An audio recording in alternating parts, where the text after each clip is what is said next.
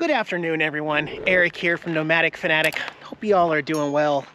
We're here in Idaho, and you know, I don't ask a whole lot out of life. I have some dreams. I've got dreams. I love potatoes. They are delicious. They are my favorite. I wish I could live in a potato. Oh, we can. Let's go in.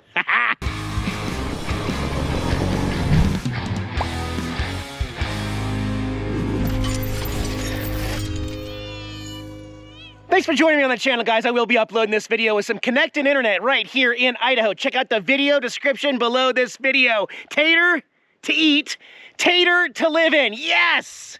Diana actually surprised me here on AirBNB. She was able to book a last-minute cancellations at the famous Tater House. We're gonna sleep in a tater tonight. I'm so freaking excited. This is like literally a bucket list thing for me. Yes! I have been trying to reserve a spot at this tater for years, guys. It goes on tour. They put it on a semi-truck and then they block out months at a time. It's always booked 3 months out, but there was a cancellation today, Wednesday, for one night. And Diana booked it for me. What a wonderful surprise and present. So we're gonna be taking a break from the RV, the Bigfoot, and we're gonna be sleeping in a tater tonight. It's also really hard to find. Usually you're only gonna get the address if you book a night here to stay in the potato, but here's a sign out front. The Big Idaho Potato Hotel. The famous Idaho Potato Tour. Yes, this is what they do. They had it on a semi-truck, and I have seen it cruise around the country. But right now it has stayed parked for a while here as an Airbnb. Going down the road, going through, I don't know which city that is. That's a pretty big city there. And it was only intended to operate for 1 year, then they were gonna stop doing it. But it became so popular and was invited by so many appearances all over the country that it continued on for many years until this potato became too road-worn to travel. In 2018, a new Big Potato was created for the tour, and this potato was retired. And some lucky person got to put it on their land here in an Idaho cornfield, potato field, and turn it into an Airbnb. How do you dispose of a 6-ton spud made of steel, plaster, and concrete? You don't. You recycle it and turn it into the Big Idaho Potato Hotel, the only potato hotel in the world. The 28-foot long, 12-foot wide, 11.5-foot tall potato is firmly planted in an expansive field in South Boise with breathtaking views of the Oahe Mountains. The massive potato was created in 2012 in celebration of the IPC's 75th anniversary. Bolted to a flatbed trailer, the giant spud traveled across the country for 7 years. Built for a one-year tour, the sturdy stud held out for as long as possible before it returned to Idaho to retire. Christy Wolf, a former member of the Big Idaho Potato Truck Tour team and tiny house builder extraordinaire, knew it's instinctively how to transform the head-turning tater into a lasting fixture that folks can continue to enjoy.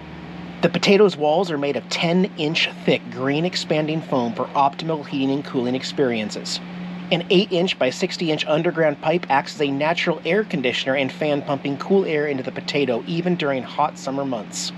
Conveniently located just 20 miles to downtown Boise, guests in the Big Idaho Potato Hotel can enjoy the sights and sounds of one of the fastest growing cities in America.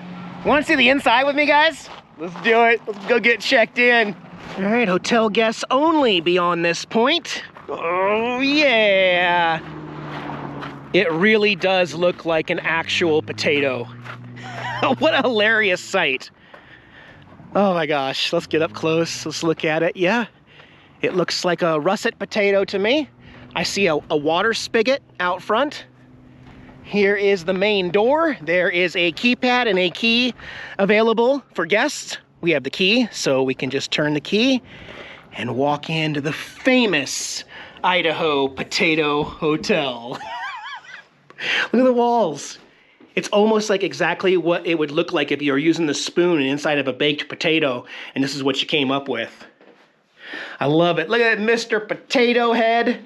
They got a record player and some records. It's a very basic Airbnb. I love the deer antler light up here. A bed in the one end of it. There is no bathroom inside the potato, though. There's some seating here. They've got Idaho Spud and a Hammond Pigs and Taters candy bar. A welcome sign in here. There is an air conditioner. There's some coffee materials on this side. And over here you got a little cooler. I think it's a wine cooler. There's a heated kettle for your coffee. And a sink with some running water. And some more outlets back there. Hey, it's an alpaca. Like that stuffed alpaca Diana got. So, yeah. No windows in the Tater. So thank goodness there is an AC unit here that's set to 67, but currently isn't on. Now, I personally think it was the right choice to not try to add windows to this because it would have ruined the effect on the outside. I think it needs to be the inside of a baked potato on the inside. And plus, if you didn't add a bathroom and a shower to that area over there, that would have made this tiny, tiny AirBNB that much smaller. So, the bathroom is outside. Let's go check it out. Man, it's just so sunny and beautiful. They have a place out here to enjoy the outside with a picnic table. There's a cow over there that might come see us later. And the other side of these lavender bushes here, there's a little grain silo. This little grain silo is actually our outhouse bathroom. Yeah. And it's about the same size as the Tater itself. A little toilet and a sink, a big tub. I guess you could kind of put hot water in that and use it as a hot bath or hot tub. And also on the other side here, a shower. So a real good space, a real good use of space here in a grain silo. It is also insulated, and they have another portable air conditioner in here too to keep it nice and cool. Well, it's a fireplace. Okay, I like that. We have robes. So they left us robes and sandals for after our shower tonight and fresh towels. And yeah, oh, wait. It's a bidet. It's one of those fancy toilets that sprays your butthole. Fancy, okay. So, what a very unique AirBNB here. The Tater. Definitely a bucket list item for me. And I think Diana was pretty excited to check this place out too. Oh man, so the next Tater generation is already back out on the road on a semi-truck touring the country. That's interesting. Okay. For one night, and you can't check in till 3 p.m., so one night here comes to $280. That includes a $75 non-refundable cleaning fee. So it is not cheap to stay here. They are definitely making money on this little project, but oh, there's a train coming. That makes sense because we did cross some train tracks. That'll just kind of make it real that we're really out here in the country. Yeah, I see ya. No, we got you. We can hear you. There's the railroad crossing right there. So, yeah, I wonder how many trains are going to come through here tonight. How well am I going to sleep inside this Tater, you know? Bummer part is no pets allowed in the Tater. So we have 3 cats that are going to stay in the RV, and of course we'll be out to check on them. Also, because we don't really have a kitchen in here, we're going to be cooking in the Bigfoot as well. Diana's going to make homemade potato soup. I am going to make gourmet Pacific Northwest style Jojos, not potato wedges, but Jojos, and I'm going to show you how I make them. So it's a whole Tater video, okay? We got Frosty over here, the pickup truck that Diana's driving, and I'm happy, guys. Tater! So stupid! It is so stupid. And awesome! And awesome! So apparently Dolly here knows where to go. She's like, she came out here because out front, there's this little thing that says, "Hello, Dolly, isn't she lonely?" What a great name for a cow. And she knows that this is her bin. Right here, this is yours, right? So this is your treats. However, unfortunately on our stay, there's nothing in here. It's completely bone dry. So, Dolly, I don't want you to get mad at us. It's not our fault, okay?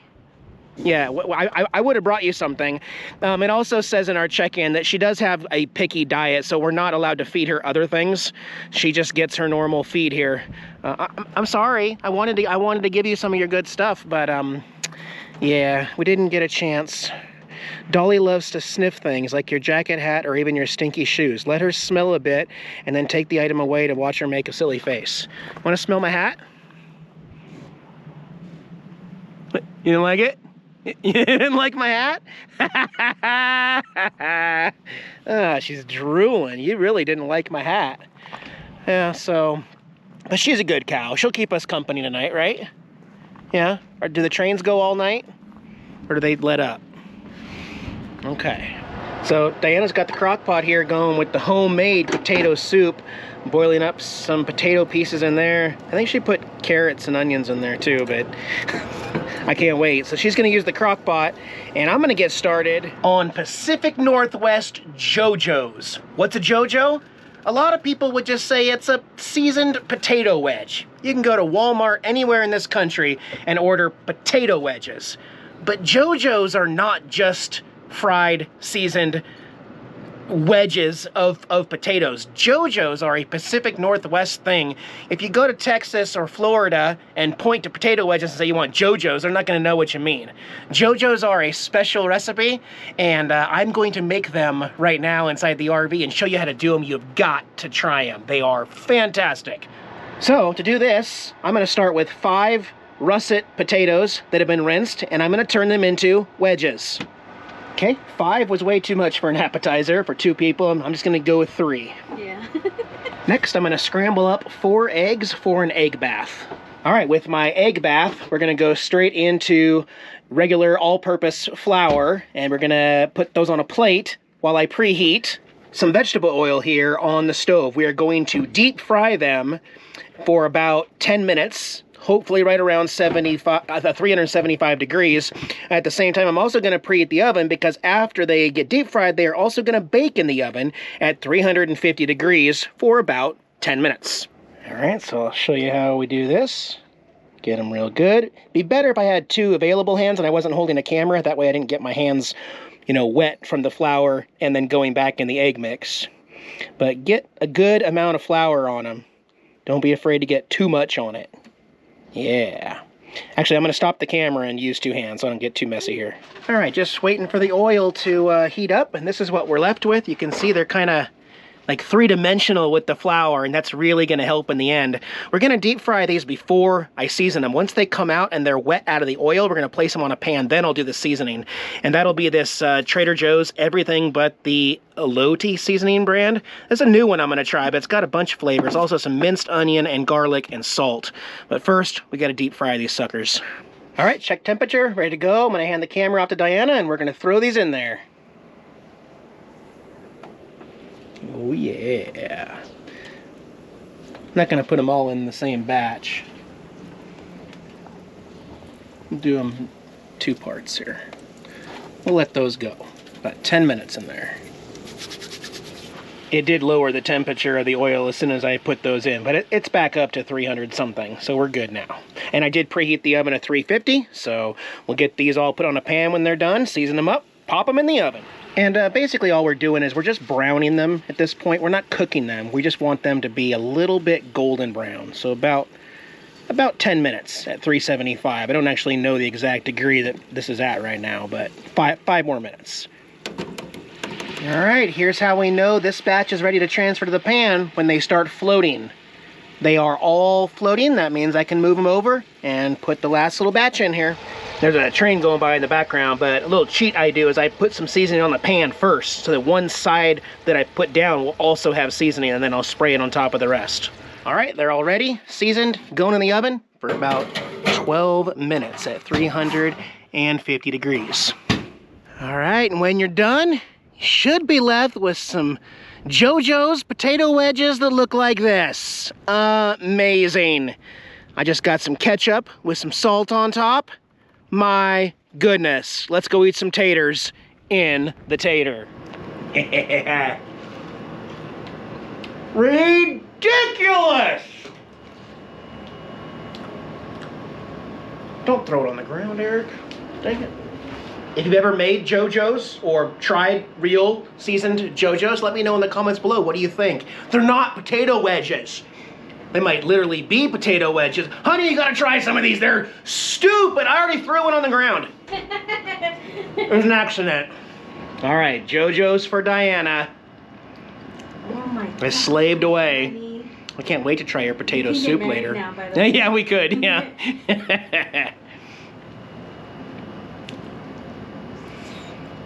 Mm-hmm. Throw it on the ground. Please do. Really good, honey. Good job. Thank you. All right, Diana figured out the tub here, so she's filling that up with hot water. We got a candle going. She's got her Captain Morgan sliced mango Mai Tai. And I got a Keystone Light. Nothing more romantic than that, right? We're gonna enjoy this tub. Be back to you in a little bit. All right, Diana's homemade potato soup is ready. Look at this. Ho, ho, ho! Hope you saved this recipe, hon. This looks awesome. You did good. You did real good. Thank you, honey. Thank you. Does it look like we're eating in a potato? We're eating potato in a potato? Kind of does like the walls of a potato in a lot of ways.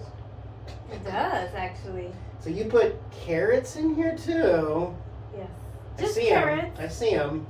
Just carrots. Just carrots? Honey, what was that smile for? I saw that. There are no other ingredients there are no other things that are... Oh my gosh, pour on the ground. That was really good. The potatoes were perfect. That was the right time to cook them. Yeah, that came out great. Mm. I kind of feel bad for the kitties, but I'll go say goodnight to them tonight. Yeah. One day's better than 14. Hell yeah. Yes. You'll keep me distracted, right, won't you? I will keep you busy, honey. Sounds like love.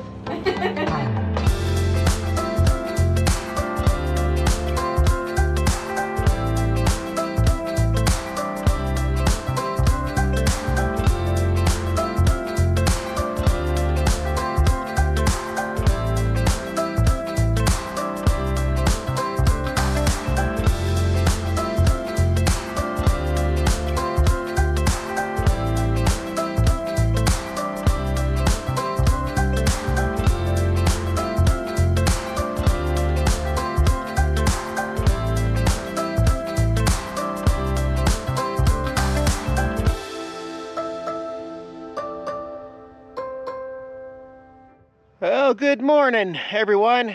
We accidentally slept in. It's 10 a.m.